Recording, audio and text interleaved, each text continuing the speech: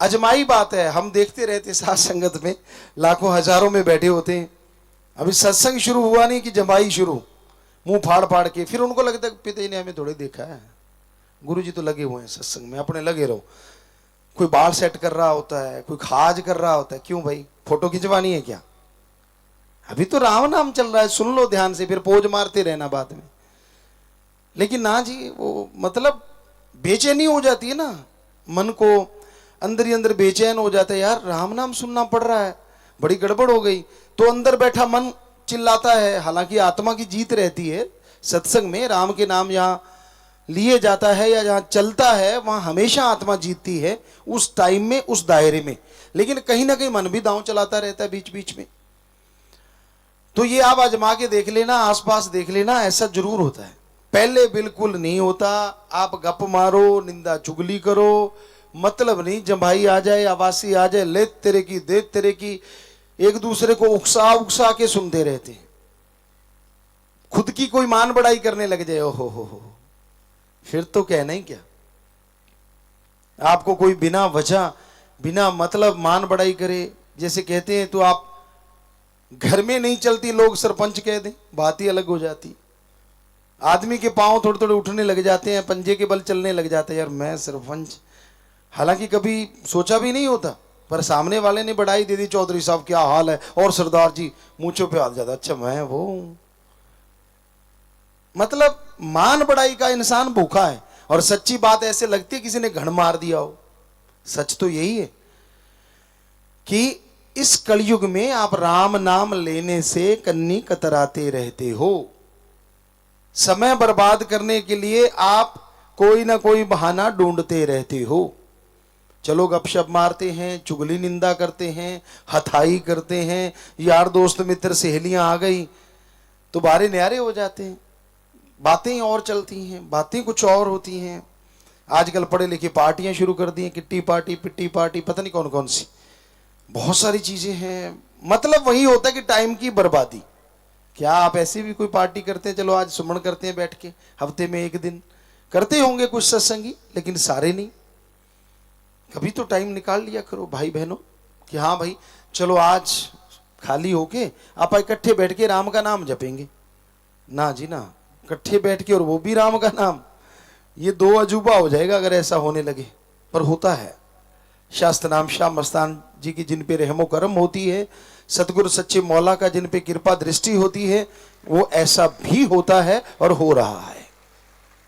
सिमरण हाल बना है, उसमें लोग सुमरण करते हैं, सारे इकट्ठे बैठ के ही तो करते हैं। तो ये हकीकत है।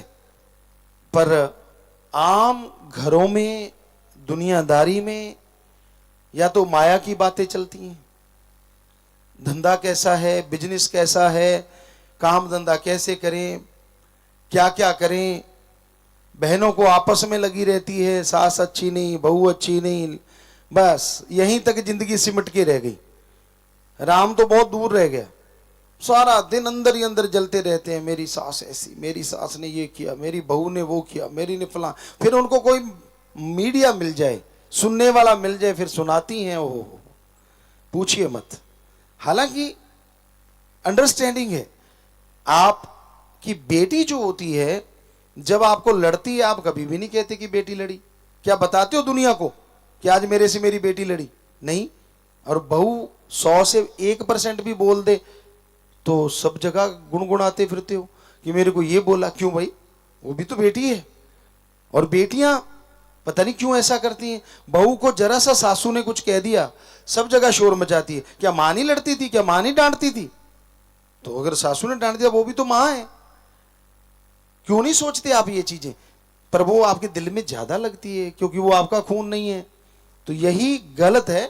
हमारे जिन्होंने रिश्ते बनाए थे संत पीर फकीरों ने, उसमें यह साफ समझाया था कि एक दूसरे की सत्कार करना सीखो, इज्जत करना सीखो, तो आपको इज्जत जरूर मिलेगी।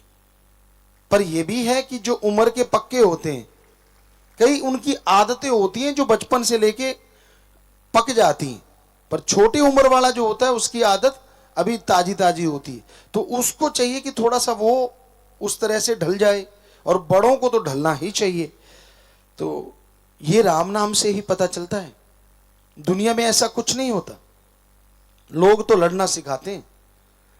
गांव में आम कहावत होती थी कि ये दाल लेने नहीं आई, ये झगड़ा करवाने आई है। एक दूसरे के घर सब्जी लेने जाते हैं, गांव में आम बात है। सब्जी की कटोरी हाथ में होती, 15 चुगलियां करके फिर चले जाते हैं।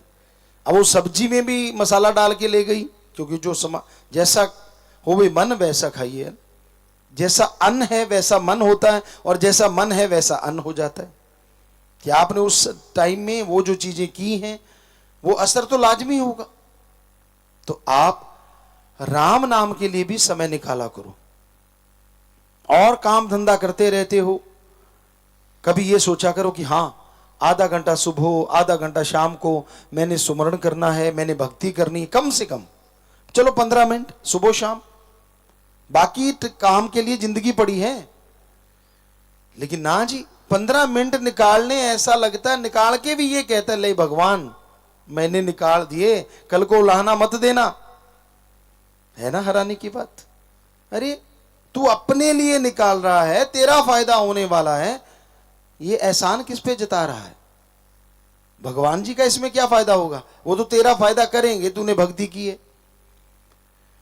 और काम धंधा करके कोई एहसान नहीं जताते, लेकिन भक्ति में जरूर होता है। तो भक्ति बिना ऐसा कुछ सोचे करनी चाहिए। ये नहीं कि मैं 1 महीना करूंगा, मेरा 10वां द्वार खुल जाना चाहिए। ये गेट थोड़े ही जाके कुंडा खोल लोगे। अब एकाग्रता क्या पता कितनी देर में आएगी आपके अंदर। कईयों की तो कई साल नहीं आती एकाग्रता, लगे रहते हैं। अब सुमन चल रहा है, अंदर बाकी साजो सामान चल रहा है, चुगली चल रही है, फलां जगह क्या हो रहा होगा, मेरे खेत में क्या चल रहा है, मेरी दुकान पे क्या है, अंदर सिमरन चल रहा है। ये कोई सिमरन है? जब सुमरण करने लगो तब अगर 10 मिनट भी करते हो, सिर्फ और सिर्फ भगवान को याद करो। चाहे 10 मिनट ही करो, लेकिन उस टाइम में दूसरा ख्याल ना आए, तो वो भक्ति घंटों की भक्ति से हजारों गुना अच्छी है, वो 10 मिनट की भक्ति। तो भक्ति के समय सिर्फ और सिर्फ भक्ति किया करो, बाकी बातें नहीं होनी चाहिए। मालिक से प्रार्थना किया करो, हे प्रभु, हे राम, हे सतगुरु मौला, मेरा ध्यान आपकी याद में जुड़े, मुझे इतनी शक्ति देना कि मैं आपकी भक्ति करके दया में रहमत हासिल कर सकूं। और कितना आसान तरीका दिया हमें साईं मस्ताना जी दाता रहबर ने, शास्त्र नाम शाह मस्तान जी ने। ये सच्चा सौदा बनाया, उसी का ये महीना चल रहा है। इसी महीने में इसकी नींव रखी गई और इसको बनाया गया, जो आज करोड़ों लोगों को रास्ता दिखा रहा है। ये उन्हीं का रहमो करम है। उन्होंने रहमो करम किया, ये रास्ता बनाया, तो आज कितने लोग सुखी हैं, कितनी बुराइयां छोड़ के राम नाम में लगे हुए हैं, और घर स्वर्ग जन्नत जैसे बने हुए हैं। तो सतगुरु मौला को अगर आप तोहफा देना चाहो, उसके वचन सुनो, वचन सुन के अमल किया करो। यकीनन ये वो तोहफा है जो आपकी जिंदगी संवार देगा और आपको मालिक के नजदीक ला खड़ा करेगा।